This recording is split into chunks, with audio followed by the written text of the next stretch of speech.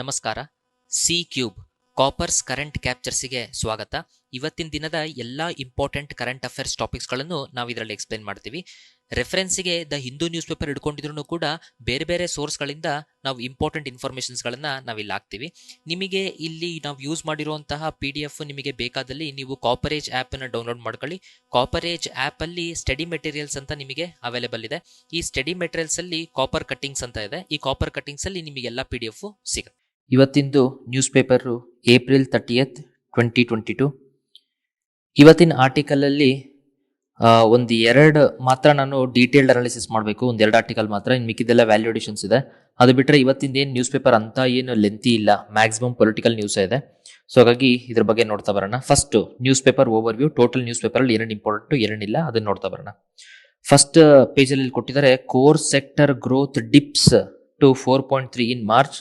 So ಇಂಡಿಯಾದಲ್ಲಿ 8 core sectors ಇದೆ. ಅದರಲ್ಲಿ 8 ಕೋರ್ ಸೆಕ್ಟರ್ಸ್ ನಿಮಗೆ ಗೊತ್ತಿರಬೇಕು, ಯಾಕಂದ್ರೆ ನಾನು ನೆಕ್ಸ್ಟ್ ನಿಮಗೆ annual survey of industries, index of industrial production ಹೇಳಬೇಕಾದ್ರೆ ನಿಮಗೆ ಇನ್ನೂ ಡೀಟೇಲ್ ನಾ ಹೇಳ್ತೀನಿ. ಸದ್ಯಕ್ಕೆ 8 core sectors from exam point of view ಇಂದ, ಪ್ರಿಲಿಮ್ಸ್ ಪಾಯಿಂಟ್ ಆಫ್ ವ್ಯೂ ಇಂದ ನಿಮಗೆ ಗೊತ್ತಿರಲಿ. ಸೊ ಅವು 8 ಯಾವುವು ಅಂತಂದ್ರೆ ರೈಲ್ವೇಸ್, ದೆನ್ ಅದಾದ್ಮೇಲೆ ಎಲೆಕ್ಟ್ರಿಸಿಟಿ, ದೆನ್ ಅದಾದ್ಮೇಲೆ ಸ್ಟೀಲ್, ದೆನ್ ಅದಾದ್ಮೇಲೆ ಕೋಲ್, ದೆನ್ ಅದಾದ್ಮೇಲೆ ಆಯಿಲ್, ದೆನ್ ಅದಾದ್ಮೇಲೆ ನ್ಯಾಚುರಲ್ ಗ್ಯಾಸ್, ದೆನ್ ಅದಾದ್ಮೇಲೆ ಸಿಮೆಂಟ್, ದೆನ್ ಅದಾದ್ಮೇಲೆ ಫರ್ಟಿಲೈಸರ್ಸ್. ಸೊ 1, 2, 3, 4, 5, 6, 7, 8 ಇವು 8 ಕೋರ್ ಸೆಕ್ಟರ್ಗಳು. ಇದು ಇಂಪಾರ್ಟೆಂಟ್, ನಿಮಗೆ ಇವು ಗೊತ್ತಿರುವಂಥದ್ದು ಇಂಪಾರ್ಟೆಂಟ್. ನೆಕ್ಸ್ಟ್ ಅದಾದ್ಮೇಲೆ ಫಸ್ಟ್ ಶೀಟಲ್ಲಿ Assam court grants bail to Jignesh Mevani. Jignesh Mevani ಬಗ್ಗೆ it's a political news, exam point of view important ಇಲ್ಲ, just to track what is happening in the country, ಅದ್ರ ಬಗ್ಗೆ ನಾನು ಹೇಳ್ತಾ ಇದ್ದೆ. ಸದ್ಯ ಅಟ್ಲೀಸ್ಟ್ ಜುಡಿಷರಿ ಒಂದೇ ಇವಾಗ ನಮಗೆ ಕಾಪಾಡ್ತಿರುವಂಥದ್ದು. ಹಾಗಾಗಿ ಅಟ್ಲೀಸ್ಟ್ ಜುಡಿಷರಿ ಆದ್ರೂ ಅರ್ಥ ಮಾಡ್ಕೊಂಡು ಬೇಲ್ ಕೊಡ್ತಲ್ಲ. ಇಲ್ಲಾಂದ್ರೆ ಪಾಪ ಜಿಗ್ನೇಶ್ ಮೇವಾನಿ ಇವನ್ ಶಿಷ್ಯ ಮಾಡಿರೋದು ಟ್ವೀಟು ಗುಜರಾತ್ ಅಲ್ಲಿ, ಬಂದು ಅರೆಸ್ಟ್ ಮಾಡಿರೋದು ಅಸ್ಸಾಂ ಪೊಲೀಸು. ಅದು ಟ್ವೀಟು, ಅದರಿಂದ ಯಾವುದೇ ಕೋಮುಗಲಭೆ ಇಲ್ಲ, ಆದ್ರೂ ಅವ್ರಿಗೆ IPC ಸೆಕ್ಷನ್ ಅಂಡರ್ ಕೋಮುಗಲಭೆ ಅಥವಾ ರಿಲಿಜಿಯಸ್ ಸೆಂಟಿಮೆಂಟ್ ಹಾಳಾಗೋದಕ್ಕೆ ಕಾರಣ ಆಗಿದೆ ಅಂತ ಅಂದ್ಬಿಟ್ಟು ಇನ್ಮೇಲೆ ಹಾಕಿದ್ದಾರೆ. It's all political. Okay, then next sheet ಅಲ್ಲಿ ಇದು ಯಾವುದೋ exam point of view important ಇಲ್ಲ. ಇವತ್ತಿನ ಪೇಪರಲ್ಲಿ ಫುಲ್ ಅಡ್ವರ್ಟೈಸ್ಮೆಂಟ್ಗಳು, ಎಲ್ಲ ಕೋಚಿಂಗ್ ಸೆಂಟರ್ಗಳದು. Okay, super. ಜೊತೆಗೆ ಗೌರ್ಮೆಂಟ್ ಇಂದ advertisements. Yes, this is one of the important article. ಈ ಆರ್ಟಿಕಲ್ ನೋಡಿ, mother nature a living being with legal entity.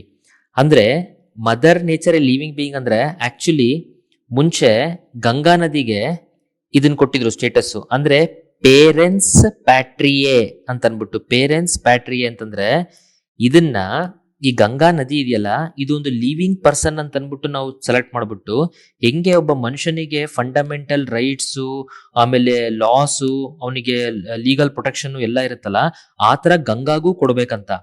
So ಆ ತರ ಗಂಗಾ ನದಿಗೆ ಮಾಡಿದ್ರು.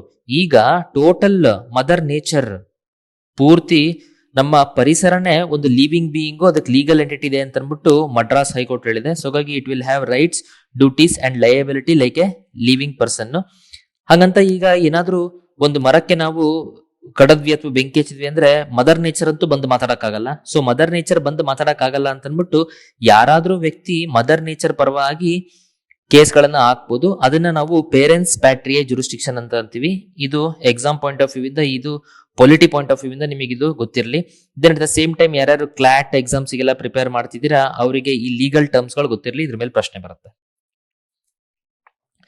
ದೆನ್ ಅದು ಬಿಟ್ರೆ ಎಲ್ಲ ಟೆಂಡರ್ ಅದು ಇದು ನ್ಯೂಸ್. ಓಕೆ, ಎಡಿಟೋರಿಯಲ್ ಬರಲ್ಲ. ಎಡಿಟೋರಿಯಲ್ ಅಲ್ಲಿ interpretation of the French election ಬೇಡ, ನಮಗೆ ಇದು ಸಂಬಂಧನೇ ಇಲ್ಲ. ದೆನ್ ಅದಾದ್ಮೇಲೆ ಇಲ್ಲಿ ಫ್ಯೂಯಲಿಂಗ್ ಫ್ರಿಕ್ಷನ್. ಈಗ ಇಲ್ಲಿ ಏನ್ ಹೇಳ್ತಿದ್ದಾರೆ ಅಂತಂದ್ರೆ, ಫ್ಯೂಯಲ್ ಬೆಲೆ ಉಕ್ರೇನ್ ಮತ್ತೆ ರಷ್ಯಾ ವಾರಿಂದ ಜಾಸ್ತಿ ಇದೆ, ಅದ್ರ ಜೊತೆಗೆ ನಾವು ಬೆಲೆನ ಹೆಚ್ಚು ಕಮ್ಮಿ ಇಳಿಸಕ್ ಟ್ರೈ ಮಾಡ್ತಿದೀವಿ ಸೆಂಟರ್, ನಾವು ಅಂದ್ರೆ ಇಲ್ಲಿ ಸೆಂಟರ್, ಆದ್ರೆ ಸ್ಟೇಟ್ ಅವರು ಫ್ಯೂಯಲ್ ಮೇಲೆ ಇರುವಂತ ವ್ಯಾಟ್ ಬೆಲೆನ ಕಟ್ ಮಾಡ್ತಿಲ್ಲ ಅಂತ ಅನ್ಬಿಟ್ಟು ಸೆಂಟರ್ ಸ್ಟೇಟ್ ಅವ್ರ ಮೇಲೆ ಗೂಬೆ ಕೂರಿಸಿದ್ದಾರೆ.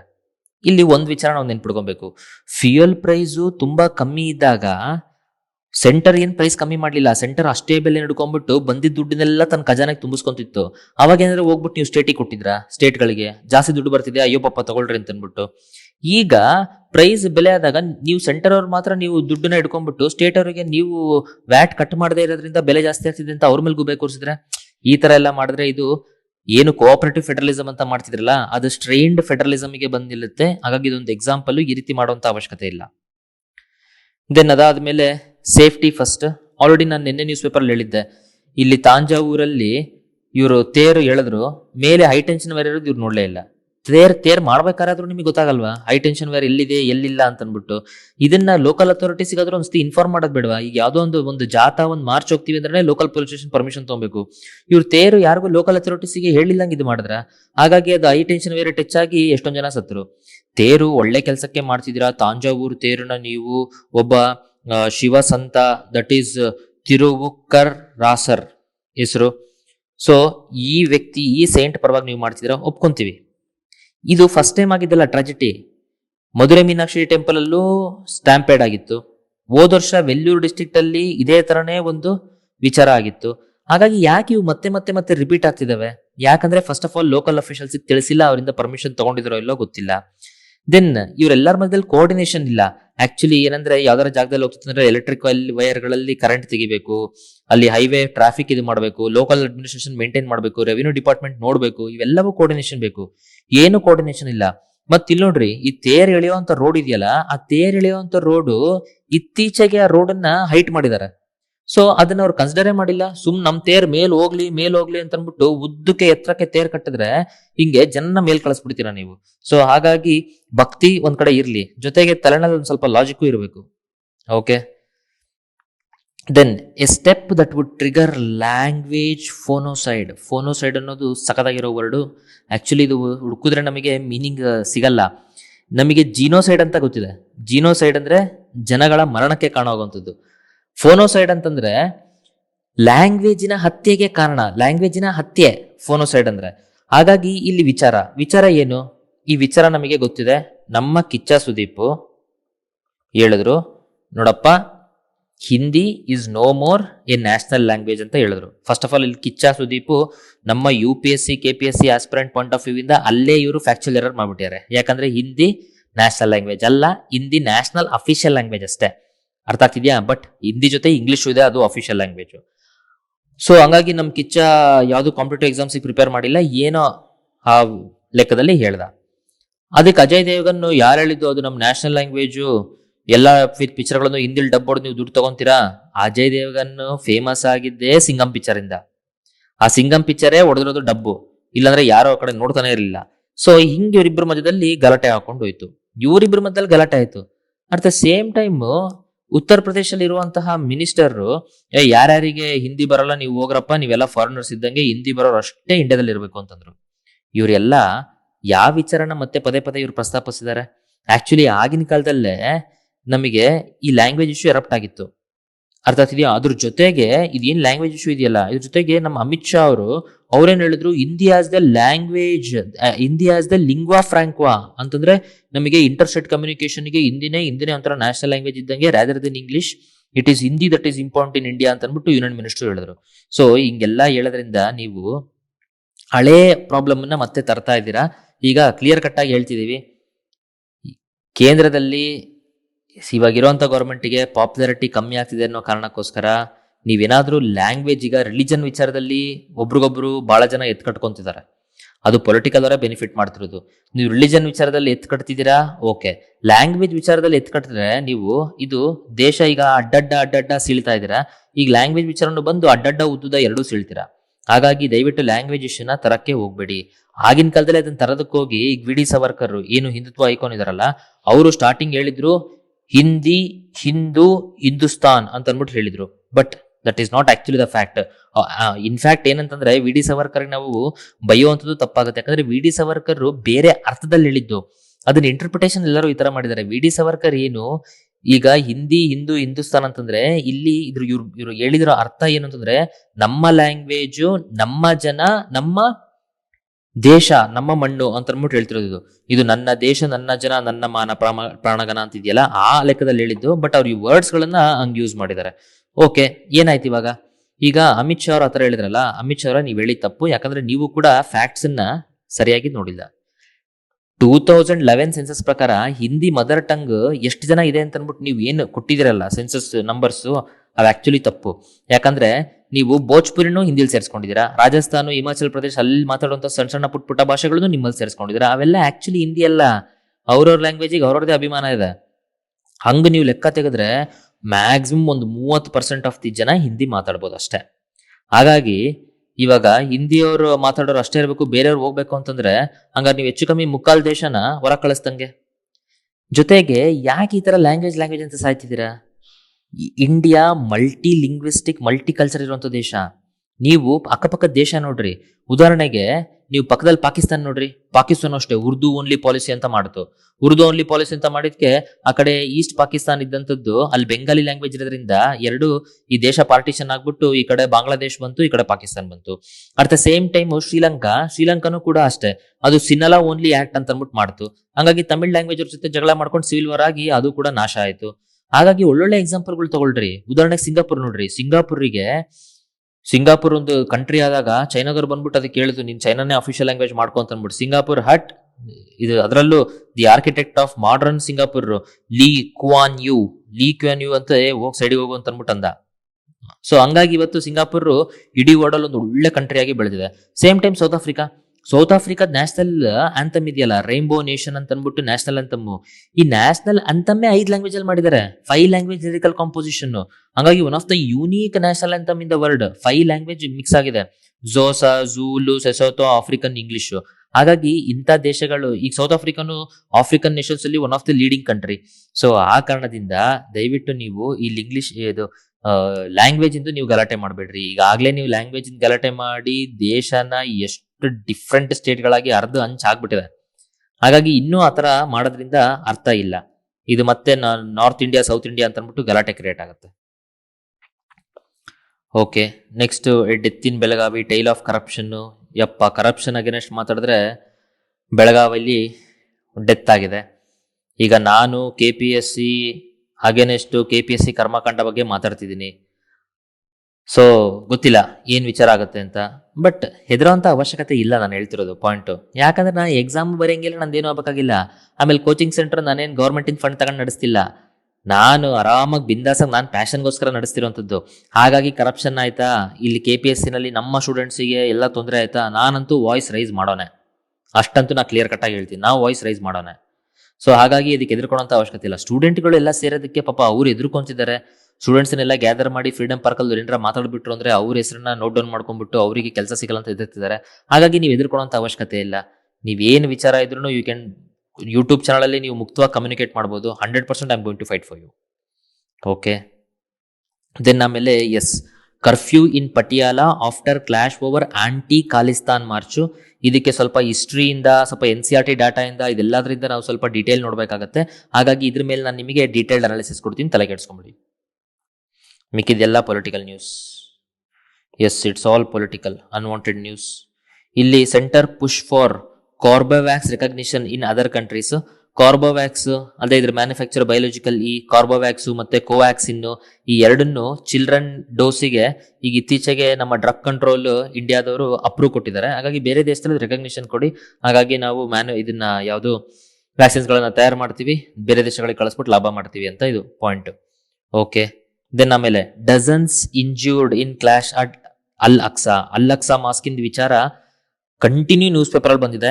ಅಲ್ ಅಕ್ಸಾ ಬಗ್ಗೆ ನಾನು ಆಲ್ರೆಡಿ 2 ಸತಿ ಡೀಟೇಲ್ ಅನಾಲಿಸಿಸ್ ಮಾಡಿದ್ದೀನಿ. ಇಲ್ಲಿ ನಾನು ಅದ್ರಲ್ಲಿ ಡೀಟೇಲ್ ಅನಾಲಿಸಿಸ್ ಮಾಡಕ್ ಹೋಗಲ್ಲ.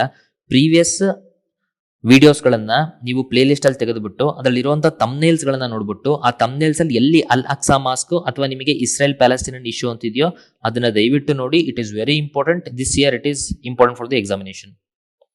ಓಕೆ, ದೆನ್ ಬೇರೆ article, economy may take till financial year 35 to overcome COVID-19 losses ಅಂತೆ. ಗೊತ್ತಿಲ್ಲ, ಅಲ್ಲಿವರೆಗೂ ಉಳಿಸ್ತಾರೋ ಇಲ್ಲ ಜನನ ಅನ್ನೋದೇ ಗೊತ್ತಿಲ್ಲ. ಚೆನ್ನಾಗಿದೆ ಈ word. Team work makes the dream work. Team work definitely makes the dream work. ಯಾರ್ಯಾರು ಕಾಂಪಿಟೇಟಿವ್ ಎಕ್ಸಾಮ್ಸ್ಗೆ ಪ್ರಿಪೇರ್ ಆಗ್ತಿದ್ದೀರಾ, 2-3 ಜನ ಮೈಂಡ್ ಸೆಟ್, 2-3 ಜನ ಲೈಕ್ ಮೈಂಡ್ ಪೀಪಲ್ ಜೊತೆ ನೀವು ಟೀಮ್ ವರ್ಕ್ ಮಾಡಿ. ಅಲ್ಲಿ ನೋಟ್ಸ್ನ ಬಚ್ಚಿಡ್ಕೊಳೋದು, ನಾಲೆಡ್ಜ್ನ ಶೇರ್ ಮಾಡ್ತಿರೋದು, ಈ ಥರ ಎಲ್ಲ ಕಂತ್ರಿ ಕೆಲಸ ಮಾಡಕ್ ಹೋಗ್ಬೇಡ್ರಿ. ಟೀಮ್ ವರ್ಕ್ ಅಲ್ಲಿ ಮಾಡ್ಬಿಟ್ಟು ಒಟ್ಟಿಗೆ ಎಕ್ಸಾಮ್ ಅನ್ನು ಕ್ಲಿಯರ್ ಮಾಡ್ರಿ. Okay, then football. ಓಕೆ, ಇನ್ನೆಲ್ಲ IPLಗೋಸ್ಕರ 2 ಶೀಟ್ ಹಾಳು ಮಾಡ್ಬಿಡ್ತಾರಲ್ಲ, ಅದು ಬೇಜಾರು ಗುರು.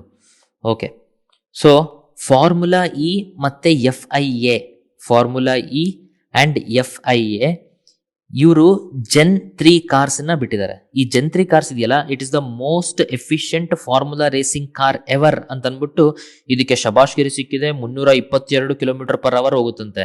ಇದ್ರಲ್ಲಿ ನಾವು ಎಕ್ಸಾಮ್ ಪಾಯಿಂಟ್ ಆಫ್ ವ್ಯೂ ಇಂದ ನೋಡ್ಬೇಕಾಗಿರೋದು ಏನಂತಂದ್ರೆ, more than 40% of the energy used by this car with in a race it is produced by the regenerative brakes.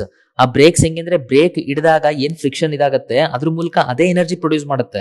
ಆ ಎನರ್ಜಿನೇ ಮತ್ತೆ ಈ ಕಾರ್ ಬಳಸಿದೆ. ಸೊ ಹಾಗಾಗಿ this is a very good car, super.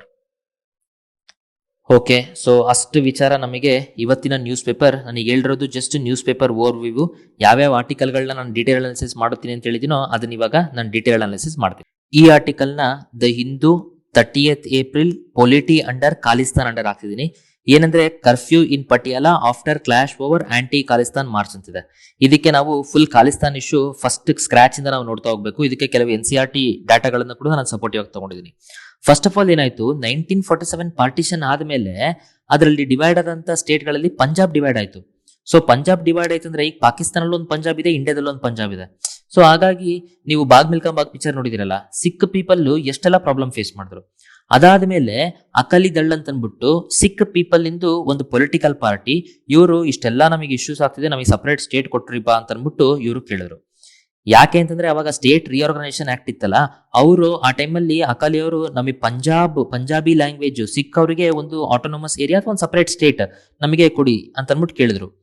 ಆಗ 1956 state reorganisation commission ಏನಾಗಿತ್ತಲ್ಲ, ಅವರು ಇದನ್ನ reject ಮಾಡಿದ್ರು. ಹಾಗಾಗಿ ರಿಜೆಕ್ಟ್ ಮಾಡಿದಾಗ ಇವರು ಅಕಾಲಿ ದಳ್ ಅವರಿಗೆ ಅಥವಾ ಸಿಖ್ ಪೀಪಲ್ಗೆ ಬಹಳ ಬೇಜಾರಾಯ್ತು.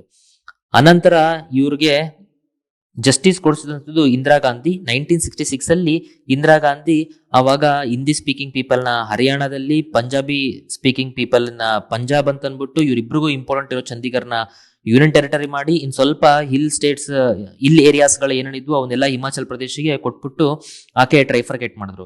ಆದ್ರೂ ಇವ್ರಿಗೆ ಸ್ಯಾಟಿಸ್ಫೈ ಆಗಿಲ್ಲ. ಯಾಕಂದ್ರೆ ಇನ್ನೂ ಕೂಡ ಇವರಿಗಲ್ಲಿ ಸ್ಟೇಟ್ ಅಲ್ಲಿ ರೆವೆನ್ಯೂದಾಗ್ಲಿ ಇದಾಗ್ಲಿ ಅದು ಲಾಸ್ ಆಯ್ತು. ಜೊತೆಗೆ ರವಿ ಮತ್ತೆ ಬೀಸ್ ನದಿಗಳು ಹಂಚಿಕೆಯಲ್ಲಿ ಇವರಿಗೆ ಪ್ರಾಬ್ಲಮ್ ಆಯ್ತು. ಹಾಗಾಗಿ ಇವೆಲ್ಲ ಬೇಡ ಗುರು, ನಾವು ಸಪರೇಟ್ ದೇಶನೇ ಮಾಡ್ಕೊಂಡ್ಬಿಡ್ತೀವಿ ಅಂತ ಅಂದ್ಬಿಟ್ಟು 1974 ಅಲ್ಲಿ ಆನಂದಪುರ್ ಸಾಹಿಬ್ ರೆಸೊಲ್ಯೂಷನ್ ಅಂತ ಇವ್ರು ಮಾಡ್ಕೊಂಡ್ರು. ಅದನ್ನ ಮಾಡ್ಕೊಂಡು ನಮಗೆ ಸಪರೇಟ್ ದೇಶ, ಆ ಸಪರೇಟ್ ದೇಶಕ್ಕೆ ಹೆಸರು ಕೊಟ್ಟೋದೇನು ಖಾಲಿಸ್ತಾನ್. ಈ ಖಾಲಿಸ್ತಾನ್ ಅಲ್ಲಿ ಎರಡೂ ಪಂಜಾಬ್ಗಳು ಸೇರಿಸ್ಬಿಟ್ಟು ಒಂದು ಏರಿಯಾ ಮಾಡ್ಕೊಳೋದು, ಒಂದು ದೇಶ ಮಾಡ್ಕೊಳೋದು, ಅದನ್ನ ನಮಗೆ ಬೇಕೇ ಬೇಕು ಅಂದ್ಬಿಟ್ಟು ಅಕಾಲಿದಲ್ಲೂ ಗಲಾಟೆ ಮಾಡಕ್ ಸ್ಟಾರ್ಟ್ ಮಾಡಿದ್ರು. ಇದು ಗಲಾಟೆ ಏನಾಯ್ತು ಅಂದ್ರೆ, ಲಿಬರಲ್ ಅಕಾಲಿದಲ್ಲಿ ಇದ್ದಂಥದ್ದು ಇವ್ರು ಬಂದೂಕು ಇವನ್ನೆಲ್ಲ ಇಟ್ಕೊಂಡ್ಬಿಟ್ಟು ದೇ ಟರ್ನ್ಡ್ ಎಕ್ಸ್ಟ್ರೀಮಿಸಮ್. ಹಾಗಾಗಿ ಬಂದೂಕು ಗಿಂದೂಕು ಎಲ್ಲದನ್ನು ಕೂಡ ಅವರು golden temple, Amritsar golden temple ಅಲ್ಲಿ ಅದನ್ನೆಲ್ಲ ಶೇಖರಣೆ ಮಾಡ್ತಾ ಹೋದ್ರು. ಈ ತರ ಶೇಖರಣೆ ಮಾಡ್ತಾ ಹೋದಾಗ ಬೇರೆ ದಾರಿ ಇಲ್ಲದೆ ಗೌರ್ಮೆಂಟ್ ಆಪರೇಷನ್ ಬ್ಲೂ ಸ್ಟಾರ್ ಮಾಡ್ಬಿಟ್ಟು ಗೋಲ್ಡನ್ ಟೆಂಪಲ್ ಒಳಗಡೆ ಹೋಗ್ಬಿಟ್ಟು ಯಾರ್ಯಾರು ಎಕ್ಸ್ಟ್ರೀಮಿಸ್ಟ್ ಅಂಡ್ ಮಿಲಿಟೆಂಟ್ಸ್ ಇದ್ರಲ್ಲ ಅವ್ರನ್ನೆಲ್ಲ ನಾಶ ಮಾಡಿದ್ರು. ಆದ್ರೆ ಇದ್ರ ಮಧ್ಯದಲ್ಲಿ ಗೋಲ್ಡನ್ ಟೆಂಪಲ್ಗೆ ಎಫೆಕ್ಟ್ ಆಯ್ತು. ಅಂದ್ರೆ ಗೋಲ್ಡನ್ ಟೆಂಪಲ್ ಡ್ಯಾಮೇಜ್ ಆಯ್ತು. ಗೋಲ್ಡನ್ ಟೆಂಪಲ್ ಡ್ಯಾಮೇಜ್ ಇಂದ ಸಿಖ್ ಸೆಂಟಿಮೆಂಟ್ಗೂ ಎಫೆಕ್ಟ್ ಆಯ್ತು. ಹಾಗಾಗಿ ನಮ್ಮ ಟೆಂಪಲ್ಗೆ ನೀ ಹಿಂಗ್ ಮಾಡ್ತೀಯ ಅನ್ಬಿಟ್ಟು ಸಿಟ್ಟಿಗೆದ್ದು ಆ ಟೈಮಲ್ಲಿ ಇದ್ದಂತ ಪ್ರೈಮ್ ಮಿನಿಸ್ಟರ್ ಇಂದಿರಾ ಗಾಂಧಿ ಅವರು, ಅವರ ಬಾಡಿ ಗಾರ್ಡ್ಸ್ ಸಿಖ್ ಪೀಪಲ್ಲೇ ಇದ್ದಿದ್ರಿಂದ ಈ Sikh people bodyguards Indira ಗಾಂಧಿನೇ ಸಾಯಿಸಿದ್ರು, ಅಸಾಸಿನೇಟ್ ಮಾಡಿದ್ರು. ಸೊ ಹಾಗಾಗಿ ಬೇಲಿನೇ ಹೊಲ ಮೇದಂಗೆ ಆಗೋಗ್ಬಿಡ್ತು. ಈ ತರ ಆದಾಗ ಇಡೀ ಇಂಡಿಯಾದಲ್ಲಿ ಒಂದು ಆಂಟಿ ಸಿಖ್ ವೇವ್ ಬಂದ್ಬಿಡ್ತು. ಎಲ್ಲರೂ ಸಿಖ್ಗಳಿಗೆ ಅಟ್ಯಾಕ್ ಮಾಡುವಂಥದ್ದು. ಬಟ್ ಆ ಟೈಮಲ್ಲಿ ಒಂದು ನ್ಯೂಸ್ ಏನಂತಂದ್ರೆ, ಗೌರ್ಮೆಂಟ್ ಈ ವೈಲೆನ್ಸ್ ರೋಡ್ ಅಲ್ಲಿ ಜನ ಎಲ್ಲ ಸಿಕ್ಕಿ ಮೇಲೆ ಅಟ್ಯಾಕ್ ಮಾಡೋದನ್ನ ತಡಿಬಹುದಿತ್ತು, ಆದ್ರೂ ಡಿಲೇ ಮಾಡಿದ್ರು. ಆಗಿದ್ದಂತ ಕೇಂದ್ರ ಸರ್ಕಾರ ಡಿಲೇ ಮಾಡ್ತು ಅನ್ನೋ ಒಂದು ಆಪಾದನೆ ಇದೆ. ಸೊ ಹಾಗಾಗಿ ಅದಾದ್ಮೇಲೆ ನೆಕ್ಸ್ಟ್ ರಾಜೀವ್ ಗಾಂಧಿ ಬಂದ್ಬಿಟ್ಟು ಅದನ್ನ ಸರಿ ಮಾಡಿ, ಆಮೇಲೆ ಆದ್ರೂ ಕೂಡ ಸಿಖ್ ಅವರಿಗೆ ಸಿಟ್ಟು ಇದ್ದೇ ಇತ್ತು ಕಾಂಗ್ರೆಸ್ ಮೇಲೆ. ಎಷ್ಟು ಜನ ಸಿಖ್ಗಳಿಗೆ ನೀವು ಎಫೆಕ್ಟ್ ಮಾಡಿದ್ರೆ, ಎಷ್ಟು ಜನ ಸಿಖ್ಗಳ ಲೈಫ್ ಹಾಳಾಗಿದೆ, ಎಷ್ಟು ಜನದ ಮೇಲೆ ಅಟ್ಯಾಕ್ ಆಗಿದೆ ಅಂತ. ಹಾಗಾಗಿ ತಾಳಪ್ಪ, ನಿಮಗೇನು ಸಿಖ್ ಪೀಪಲ್ ಅಗೇನೆಸ್ಟ್ ನಾವಿದೀವಿ ಅಂತ ನಿಮಗೆ ಅನಿಸುತ್ತೆ ತಾನೆ, ತಲೆ ಕೆಡ್ಸ್ಕೊಂಬೇಡ್ರಿ. ಮನಮೋಹನ್ ಸಿಂಗ್ ಸಿಕ್ಕೇ ತಾನೆ. ಸೊ ಮನಮೋಹನ್ ಸಿಂಗ್ ಅವ್ರನ್ನ ನಾವು ಪ್ರೈಮ್ ಮಿನಿಸ್ಟರ್ 10 ವರ್ಷ ಮಾಡ್ತೀವಿ ಅಂತ ಅಂದ್ಬಿಟ್ಟು ಮನಮೋಹನ್ ಸಿಂಗ್ ಅವ್ರನ್ನ ಮಾಡಿದ್ರು. ಇದು ರೀಸನ್ ಯಾಕೆ ಅಂತಂದ್ರೆ, ಪಂಜಾಬಿ ಪೀಪಲ್ನ ನಾವು ನಿಮ್ಮ ಹತ್ರ ಇದೀವಿ, ನಿಮ್ ಜೊತೆ ಇದೀವಿ ಅಂತ ಅಂದ್ಬಿಟ್ಟು ಹೇಳೋದಕ್ಕೆ. ಸೊ ಹಾಗಾಗಿ ಅದು ಮುಗೀತು. ಇವಾಗ AAP ಕಾಲ, ಆಮ್ ಆದ್ಮಿ ಪಾರ್ಟಿ ಕಾಲ. ಸೊ ಈಗಲೂ ಕೂಡ ಇನ್ನ ಜನಕ್ಕೆ ಅದು ಸೆಂಟಿಮೆಂಟ್ ಹೋಗಿಲ್ಲ. ನಾವು ಖಾಲಿಸ್ತಾನ ಸಪರೇಟ್ ದೇಶ ಇದ್ರೆ ಎಷ್ಟು ಚೆನ್ನಾಗಿರ್ತಿತ್ತು ಅನ್ನೋ ಒಂದು ವಿಚಾರ ಅವ್ರಿಗೆ ಈಗಲೂ ಇದೆ. ಹಾಗಾಗಿ ಕೆಲವರು ಅಲ್ಲಿ ಖಾಲಿಸ್ತಾನ್ ಮೂವ್ಮೆಂಟ್ ಬಗ್ಗೆ ಮಾತಾಡ್ತಿರ್ತಾರೆ, ಇನ್ ಕೆಲವರು ಆಂಟಿ ಖಾಲಿಸ್ತಾನ್ ಅಂತ ಅಂದ್ಬಿಟ್ಟು ಅದಕ್ಕೊಂದು ಮಾರ್ಚ್ ಮಾಡ್ತಾರೆ. ಇವರಿಬ್ರು ಮಧ್ಯದಲ್ಲೂ ಜಗಳ ಗಲಾಟೆ ನಡೆದ್ಬಿಟ್ಟು ಈ ಒಂದು ಸ್ಥಿತಿಗೆ ಬಂದಿದೆ. ಹಾಗಾಗಿ ನಾನು ಇಲ್ಲಿ ಏನ್ ಎಕ್ಸ್ಪ್ಲೈನ್ ಮಾಡಿದೆ, ಇದಿಷ್ಟು the background and the evolution of the Khalistan movement, ಇದ್ರ ಬಗ್ಗೆ ನಿಮಗೆ ಗೊತ್ತಿರಬೇಕು.